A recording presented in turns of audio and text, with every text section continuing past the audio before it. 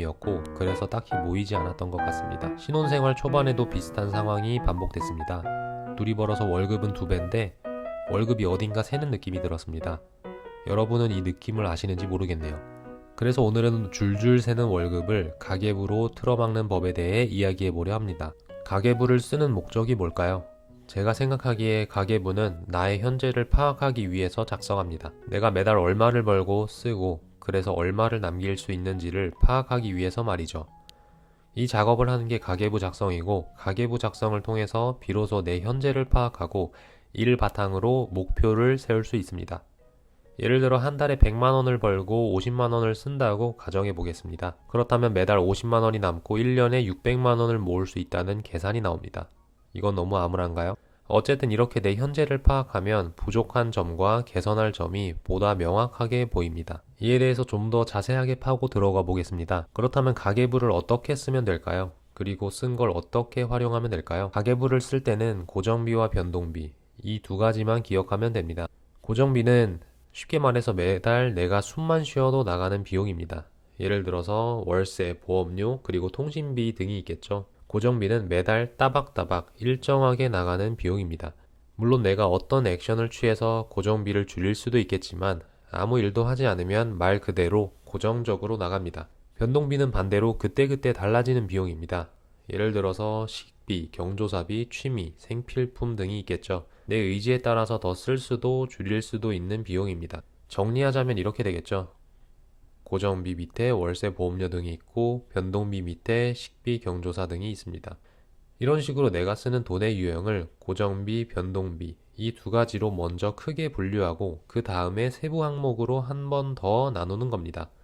더 쪼갤 수도 있겠죠. 예를 들어 식비를 카페, 배달 등등으로 말입니다. 가계부 작성은 여기서부터 시작하시면 됩니다. 아까의 예로 돌아가서 한 달에 100만 원을 벌고 50만 원을 쓴다고 가정했을 때 내가 쓰는 50만 원을 고정비와 변동비로 구분해 보는 겁니다. 이렇게 말이죠. 이거를 한 번 더 세부 항목으로 나눠 보는 겁니다. 물론 반대로 해도 됩니다. 예를 들어 월세 얼마, 보험료 얼마, 식비 얼마를 먼저 쭉 작성하고 그 다음에 걔네들을 고정비, 변동비 이 두 가지로 분류하는 거죠. 이게 더 쉽겠네요. 이렇게까지 쪼개보면 내가 도대체 어디에 돈을 쓰고 있는지, 그래서 어디에서 돈을 아낄 수 있을지가 좀 더 명확하게 보이기 시작합니다. 예를 들어 고정비는 줄이기 어려운 걸까?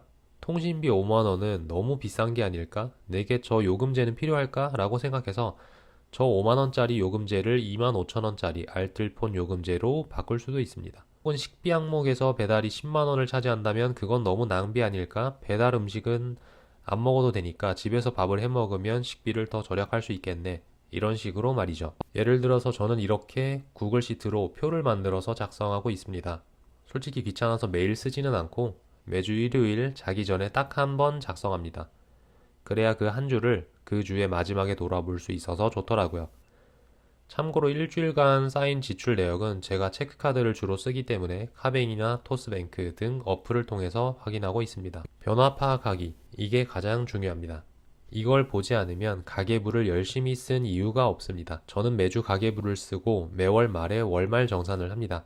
월말 정산이라 해서 거창한 건 아니고 그 달에 우리가 어디에 얼마를 썼는지 한번 돌아보는 시간을 가지는 겁니다. 고정비는 늘었는지, 늘었다면 왜 늘었는지, 식비는 지난달에 비해 너무 많이 늘진 않았는지, 늘었다면 왜 늘었는지를 파악하고 반성합니다. 반성을 하면 개선을 하게 됩니다. 예를 들어서 식비가 늘어난 원인이 배달 음식 때문이라면 배달보다 집에서 밥을 하는 노력을 합니다.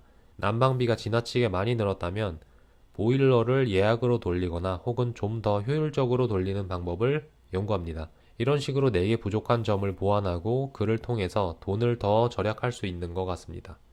이게 가계부를 꾸준하게 쓰는 가장 큰 목적이 아닐까 싶습니다.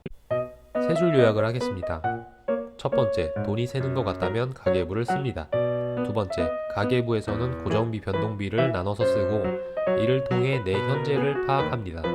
세 번째, 매월 변화를 파악합니다. 그리고 개선합니다. 다음 영상에서는 통장 쪼개기를 통해서 월급을 더 효율적으로 관리하는 방법에 대해 이야기해 보겠습니다. 이번 영상 끝까지 시청해 주셔서 감사합니다.